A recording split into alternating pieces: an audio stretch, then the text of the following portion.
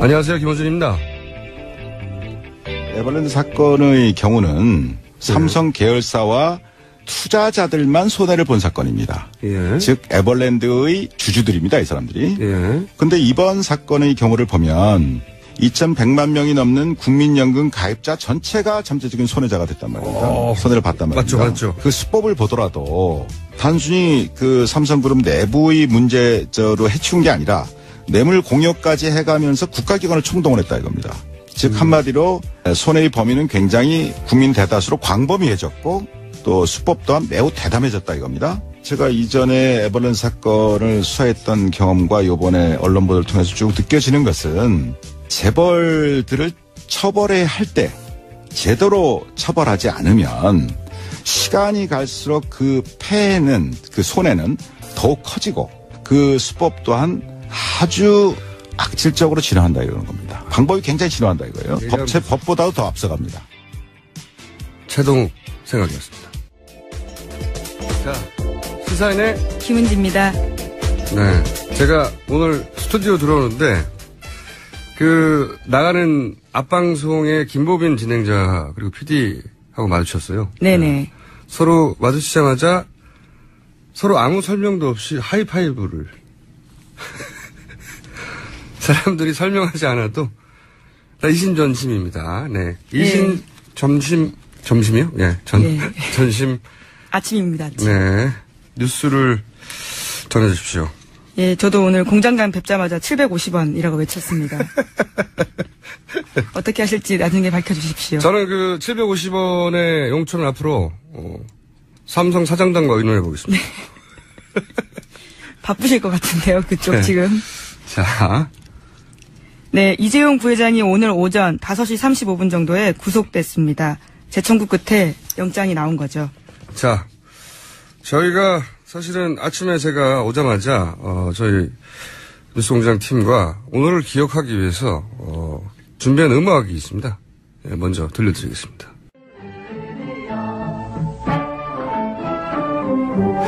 이 1953년에 네네.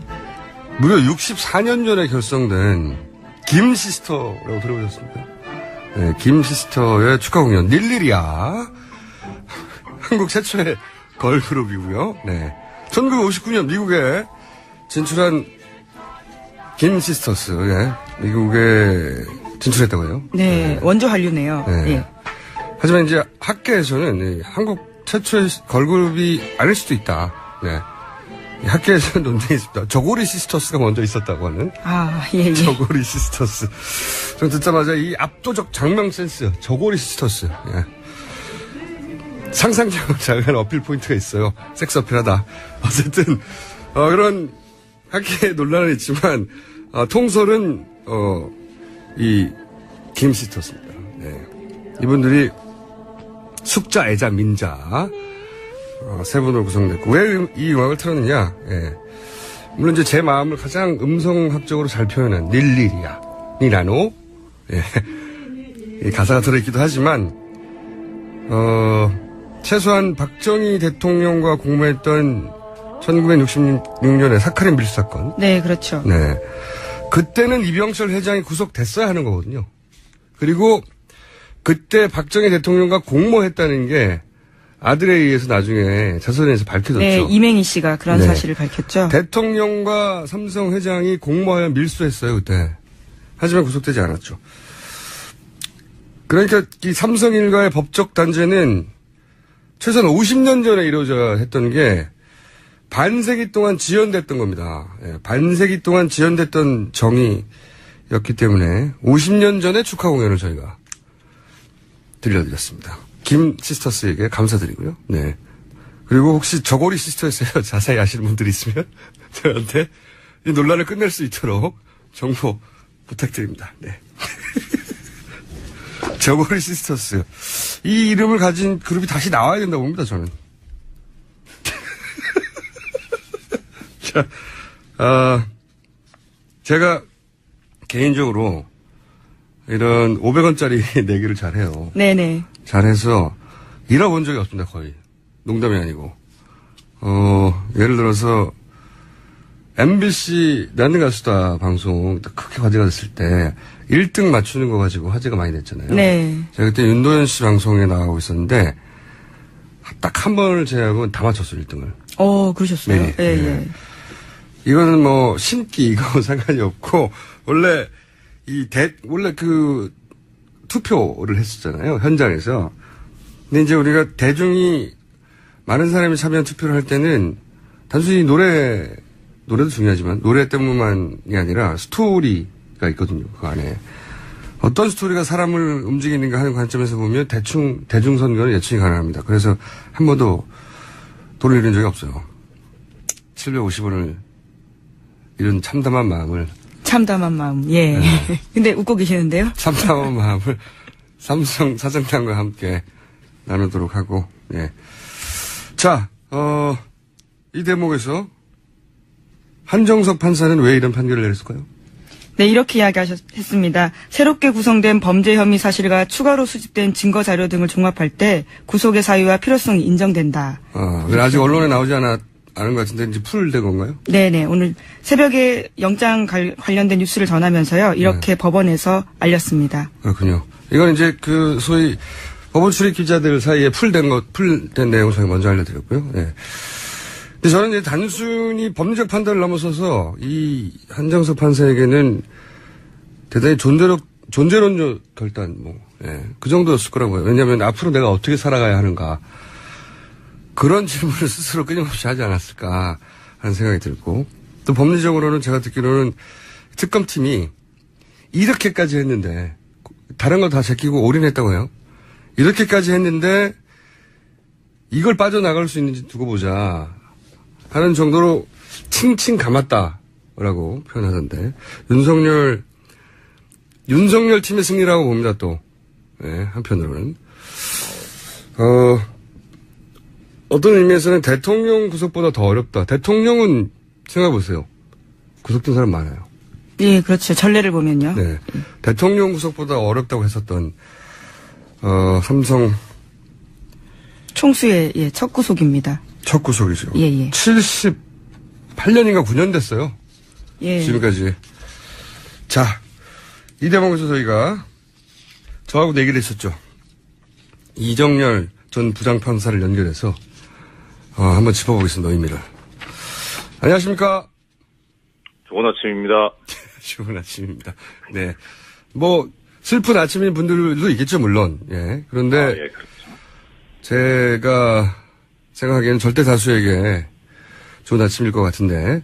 자, 어제 저하고 이제 인터뷰 하실 때, 저는. 네. 이거는 이때까지 79년의 역사를 볼 때 기각될 가능성이 높지만, 윤석열 팀이 워낙, 칭칭 감아서 20% 정도 가능할 거라고 본다 하셨는데, 그 부장 판사님도 어렵지만 이러저러한 징후 때문에 한 40% 정도는 가능하지 않겠나 이렇게 하셨잖아요. 네. 자, 그걸 다시 한번 설명해 주십시오. 어떤 청신호를 40% 읽으셨는지. 두 가지였었는데요. 첫째는 김기춘 전 비서실장과 조윤선 장관이 두 사람이 한꺼번에 다 구속된 점. 예. 그러니까 둘 중에 한 사람 내지는 두 사람 다 기각되지 않겠느냐라고 비관적인 생각을 했었는데, 오히려 그게 더 의외였을 정도로 두 사람이 다 구속됐었다는 점 하나 하고. 그게 이제 거꾸로 이재용 부회장의 1차 영장, 실질 심사에서 기각된 것의 후폭풍이 아닐까. 그렇죠? 그렇죠. 그러니까 법원이 그 영향을 받았다라고 이제. 판단하신 거죠? 네. 그리고 또 하나는 당초에 구속영장 청구가 기각됐던, 최경희, 이화여대 전 총장. 네. 예, 이 부분에 대한 재청구 그 영장이 발부가 된 점, 요 두 가지였었습니다. 네. 근데 이제 그 두 영장 발부를 보시면서 이것은 통상적으로 법원은 영장 실질심사하는, 사람들은 어쨌든 법원 내에서도 엘리트고, 서울중앙지법에서는. 네. 그분들이 자존심도 강하고 해서 본인들이 내렸던 결정에 대해서 뒤집는 경우가 잘 없고, 더군다나 이렇게 큰 사건일 경우에는 한 사람의 이름은 나오지만 세 사람이 미리 얘기하기 때문에 그렇죠. 예, 이미 다 얘기됐던 걸 다시 뒤진다는 건 자기 자존심도 허락하지 않는 일이다. 네. 근데 그거를 뒤엎는 정도의 후폭풍을 법원에서도 느낀 게 아닌가, 이렇게 이제 말씀하셨잖아요. 네, 그렇습니다. 네. 네, 그것이 국민의힘이 아니라면 사실 이게 설명이 안 되는 부분이었거든요. 그래서 조심스럽게 좀 이재용 부회장에 대한 구속영장 발부도 가능성이 좀 있지 않겠나 했는데, 그래도 솔직히 많은 국민들도 그러시겠지만 네. 아직 법원에 대한 믿음이 이렇게 있지는 않은 상태예요. 그러니까 사법부에서 쭉 부장판사까지 하셨지만 사법부 내에 이제 분위기라든가 특유의 자존심이라든가 특유의 내부 논리로 볼 때 그럼에도 불구하고 이게 여론의 영향을 잘 안 받아 판사들은 이 정도 되면 하셨고, 이번에도 그러지 않을까 싶었는데 이번에는 이제 그걸 넘어서는 영향이 있었던 거군요. 말하자면. 이재용 부회장만 놓고 보면 그렇긴 한데요. 네. 이 지금 가치 영장 청구된 그 박상진 사장의 구속영장 청구 기각 사유를 보면 아직도 정신 못 차렸구나. 그건 왜 그렇습니까? 그리고 그러니까 이재용 부회장도 사실 발부하기 싫은데 어쩔 수 없이 한다라는 그런 그 뉘앙스가 상당히 많이 좀 감지가 됐었습니다, 보니까. 그러니까 이유는 그 박상진 박상진 사장 구속영장 청구 기각 사유를 보면 피의자의 지위와 권한 범위, 실질적 역할 등에 비추어 볼 때 구속의 사유와 필요성을 인정하기 어렵다. 이렇게 지금 나왔는데요. 보통 이런 경우에는 그러니까 지금 이 박상진 사장의 역할이라는 것이 이재용 부회장과 공모관계 내지는 최소한 방조인데 그런데 액수라던가 내지는 그 삼성의 구조 그리고 이 사건의 어떤 중대함을 보면 권한범위나 실질적 역할이 적다는 취지잖아요, 이게. 이 말만으로는 그렇습니다. 예. 그렇죠. 그러면은 이재용 부회장이 거의 다 했다는 얘기가 됩니다, 이게. 그러네요. 그렇게 해석하면. 그러면은, 그렇게 보면, 이 사건에서 이재용 부회장은 엄벌을 면할 수가 없다는 식으로 해석이 되기는 한데, 그거는 뭐 긍정적인 신호인데, 이 삼성의 구조라든가, 이 그간의 일련의 이 과정들을 보면, 이 박상진 사장이 단지 하수인일 뿐이냐, 아무 어떤 의사결정에 영향을 미치지 못하고, 그냥 시키는 대로 하는 사람이냐, 그건 아닐 거거든요. 저는 이렇게 이제 이해했었거든요. 삼성의 상징적인 그 인물인 한 번도 단죄된 적이 없던 총수 일가를 구속했으니 나머지는 여러 가지 뭐 경제 여건이라든지 그런 얘기 많이 하잖아요. 국가 경제라든지 뭐 삼성의 내부 사정이라든지 봐서 죄가 없다기보다는 이 정도에서 왜 가족을 구속시킬 때 아버지 구속했으면 아들을 구속하지 않고 이런 의미로 받아들였는데 그렇게 볼 수 없습니까? 그러니까 그것이 바로 정신 못 차렸다는 그렇군요. 생각입니다. 네. 그러니까 그게 그렇게 보게 되면 그러니까 지금 뭐 어제도 그렇고 계속 이제 최동 전 총장님 인터뷰도 나오고 했었는데 이 박상진 사장뿐만 아니라 그 외에 뭐 최지성 부회장, 장충기 미래전략실 차장이라든가 황성수 팀장 전무 이런 그 외에 이제 입건된 삼성 수뇌부들이 있는데 최고위급들이 총동원됐죠, 사실 이 일에. 그렇죠. 예. 그러면은 특히 예를 들어 지금 우리가 가장 분노하고 있는 게 이 국민의 노후 보장이 좀 담보되어 있는 국민연금을 가지고 피해를 입혔다는 거잖아요. 지금 오늘 이제 발부된 이 영장 이 사건에선 국민연금은 크게 지금 연관성이 특히 박상진 사장 관련해서는요. 그럼 이 문구를 그대로 대입해 보면 이 나머지 최 부회장이나 장 사장이나 이 사람들에 대한 구속영장도 어렵겠구나. 이렇게 해석이 되거든요. 그러면은 그런데 판사님은 박상진 삼성전자 대부분 사장 겸 대한승마협회장의 기각된 영장을 3차로 다시 신청해야 된다는 말씀이십니까? 저는 원래부터 다 발부돼야 된다라고 하는 입장이긴 했는데 그게 이제 법원의 판단과 다를 수는 있습니다. 하지만은 이 법원이 내세운 그 기각 사유가 너무 좀 강할 뿐만 아니라 거기서 비춰지는 인식이 조금 전에 이제 공장장님 말씀하신 대로 부회장 총수 구속했으면 됐지 뭘 여기까지 하냐라는 이런 아주 단순한 생각인 것 같아서 이게. 저한테 지금 단순하다고 하신 거예요? 네. 아니요. 하여튼 그런 논리 정도로 법원이 풀어준다는 게 말이 안 된다. 이 엄중한 사안에 대해서. 그렇죠. 그러니까 아직 지금 국민의 목소리가 무엇이고 생각이 무엇인지에 대해서 제대로 파악을 못하고 있을 뿐만 아니라 오히려 전에 1차 이재용 부회장 영장 기각했었던 거에서 나온 자존심. 그러니까 이걸 어떻게 엎어야 되는데 어떻게 없는 명분을 어디서 찾을 것이냐 했을 때 그것이 박상진 사장 영장 기각 사유에 나온 게 아닌가. 저는 그렇게 해석이 됩니다. 알겠습니다. 냉정하게 보자면 아직도 절반에 이르지 못한 정의다 이렇게 보시는 거군요. 네, 아직 멀었습니다. 아직 멀었다. 갈 길이 멀다. 네. 충분히 납득이 되고요. 하지만 일단 일일이 한번 하고요. 그렇죠. 좋은 건 좋은 거죠. 네. 이거 정말 대통령보다 구속이 어렵다고 했었어요. 저는 이런 얘기 많이 들었습니다. 네, 맞습니다. 네. 그게 한 곱이 넘어갔다는 게. 자, 그리고 그게 사실 촛불을 들었던 사람들의 마음이 가장 큰 작용을 했다는 게, 예.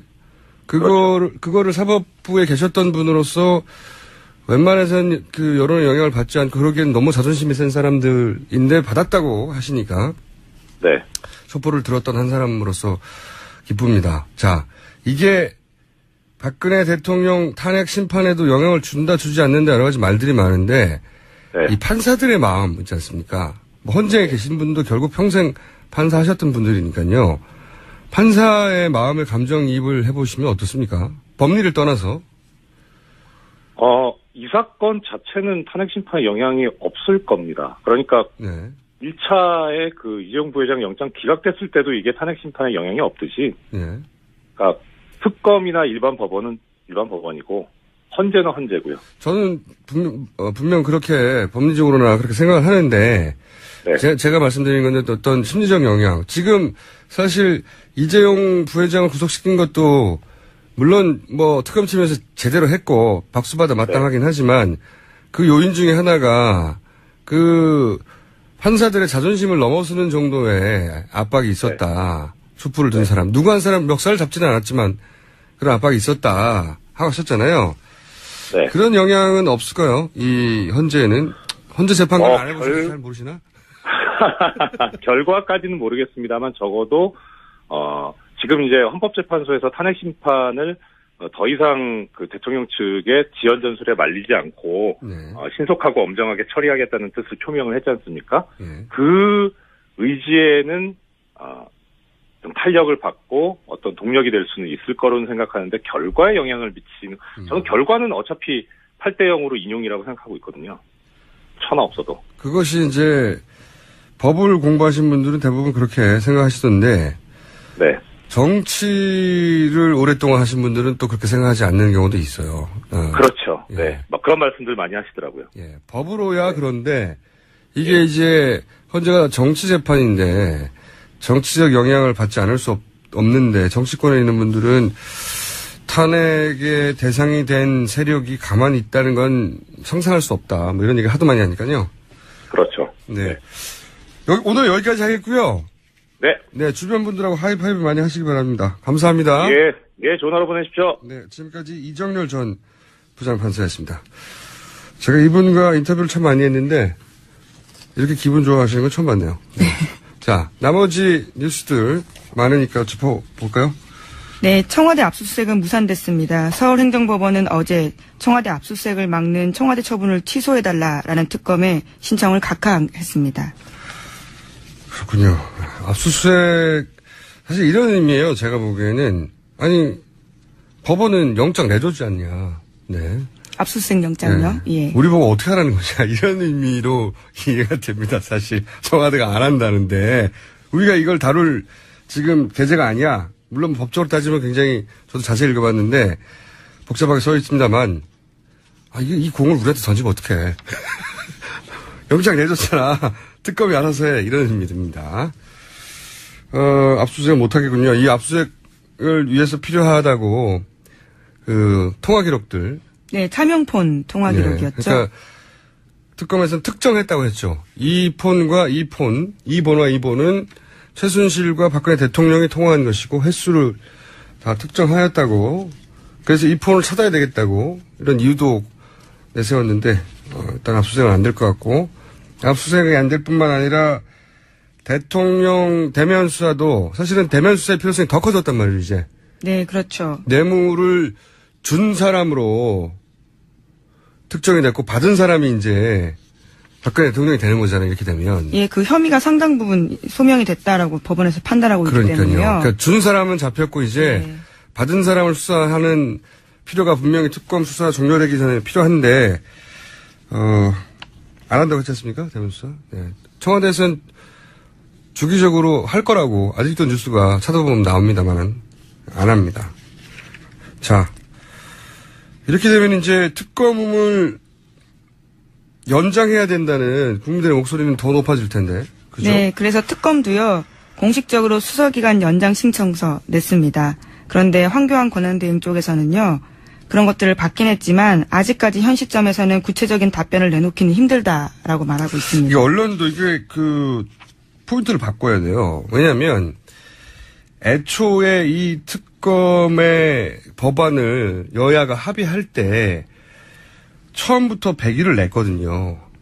근데 당시 지금은 자유당, 이전 새누리당이 요청을 했어요. 70 플러스 30으로 가자.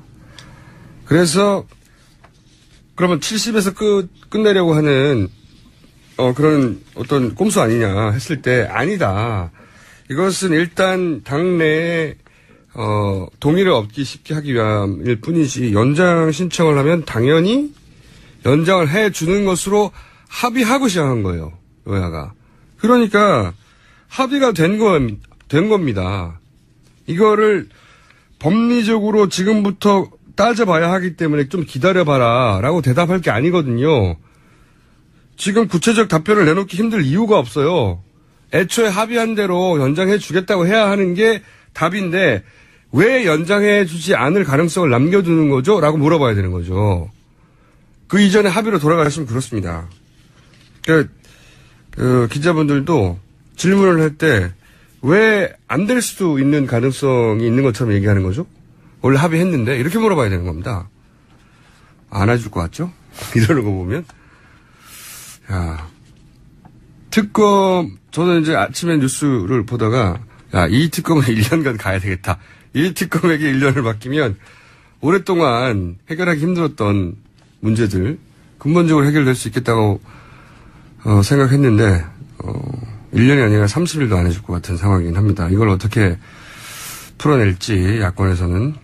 다음 뉴스는요? 네, 어제 헌법재판소가 탄핵심판 변론을 2월 24일에 끝내겠다 이렇게 밝혔습니다. 알겠습니다. 그러니까요 3월 둘째 주까지 선고가 나올 것으로 보입니다. 자, 그건 또 두고 보기로 하고요.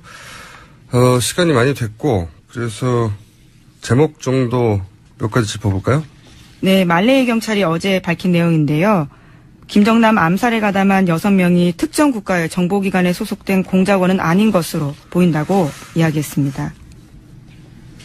제가 사실은 첫날부터 얘기했지 않습니까? 네. 네, 이거 우리 국정원에서는 그리고 TV조선에서는 단정하고 일본의 북한의 공작원이다라고 했는데 국적도 밝혀지고 있고 너무 이상하고 부자연스럽다. 무슨 택시를 타고 도망가냐. 훈련된 게다가 훈련된 스파이들이 얼굴을 다 드러내놓고 네, CCTV에 상당 부분 다시 돌아오고 그래서 그런 얘기도 했었어요. 제가 이 사람들은 상대가 김정남이었는 것도 몰랐을 수 있고 그리고 이 사람들은 고용된 사람인 것 같고 그 고용주들이 누군지 밝혀도 또 한 번 쿠션을 먹고 그 뒤에 소위 이 두 번째 고용주들 있을 수 있다 이렇게 생각이 들어요. 저는 이 사건이 명명백백하게 밝혀질 가능성은 대단히 낮다고 보고요. 예.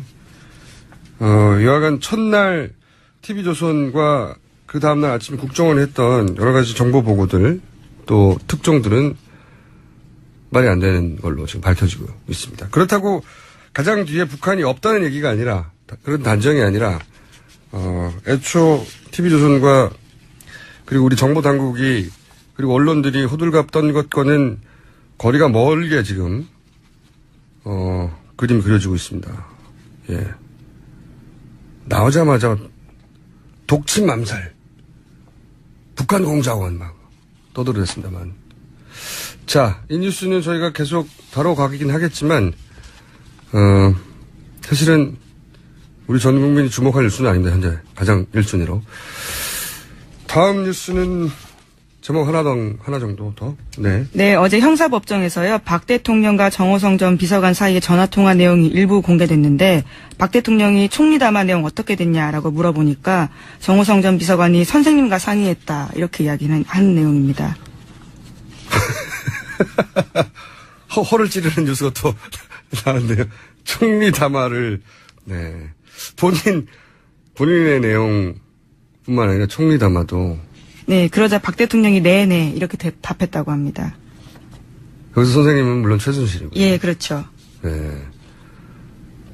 야, 이런 뉴스를 보고도 주말에 박 대통령은 아무런 죄가 없다고 송조기와 이런 거 들고 나오시는 분, 송조기 하니까 또 생각났네요. 이재용 부회장 영장 실질 심사하는데 들어가는데 송조기 들고 왔어요, 또 그분들이. 예, 법원 앞에서. 이재용 부회장하고 송조기가 무슨 상관입니까, 진짜. 그 뉴스, 그 사진 보고 정말 황당했는데, 거기 이재용 부회장과 송조기라니요. 정말 황당합니다. 여하간, 송조기를 들고 나가시는 분들은 제 방송을 안 들을 것 같긴 한데, 총리 담화도 대통령이 최 선생하고 상의했답니다. 네, 이렇게 녹취가 나왔네요. 이런 내용을 처음 들었던 검찰이 좌절했다고 표현했던가요? 초반에 검찰 조사. 예, 그런 내용이 나왔었죠. 네, 대통령이 이렇게까지 무능하냐 싶어서 이런 녹취를 처음 들었던 검찰들이 충격을 먹었다고 했는데 지금은 저희도 충격을 안 받습니다. 그런데 처음 봤던 사람이 아니 대통령이 총리 담화 내용을 최순실한테 듣고 오면 어떡해 이런 충격을 받았겠죠. 오늘 여기까지 하겠습니다. 시사인의 김은지였습니다. 감사합니다.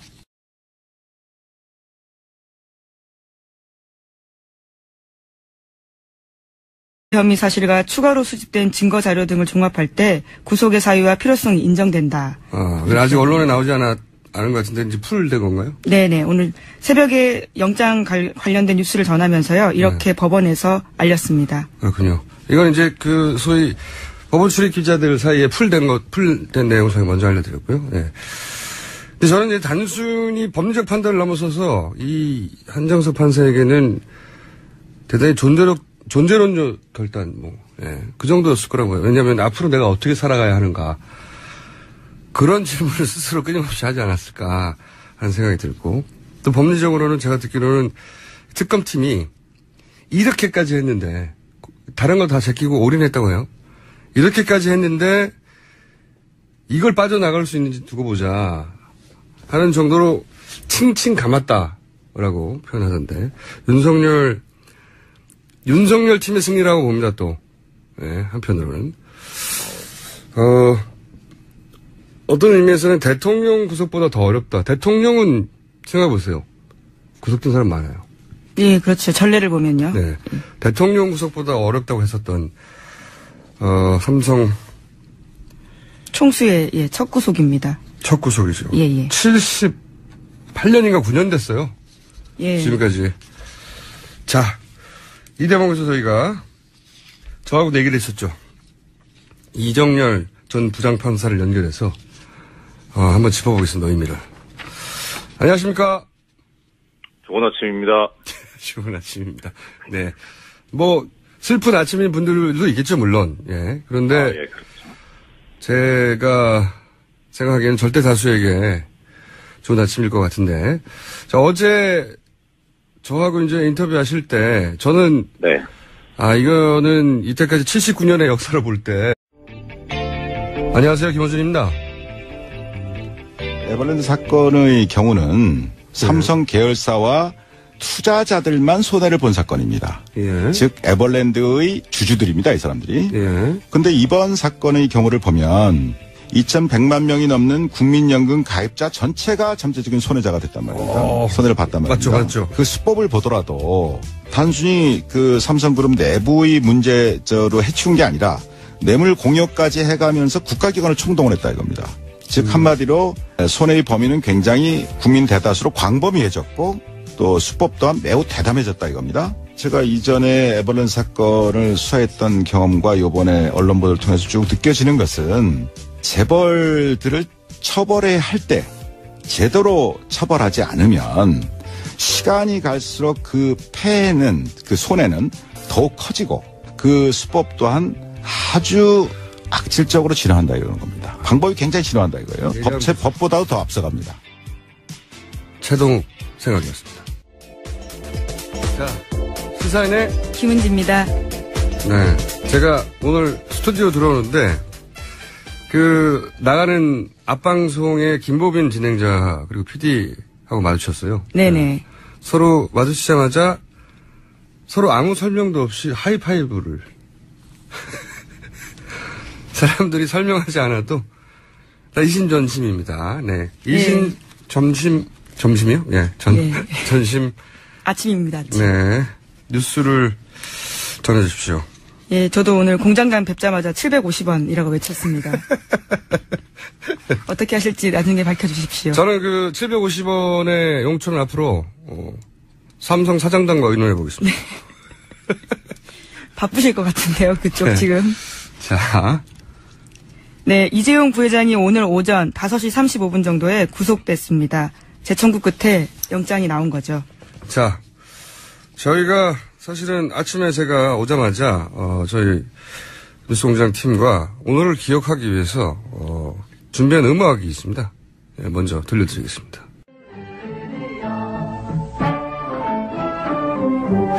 이 1953년에 네네.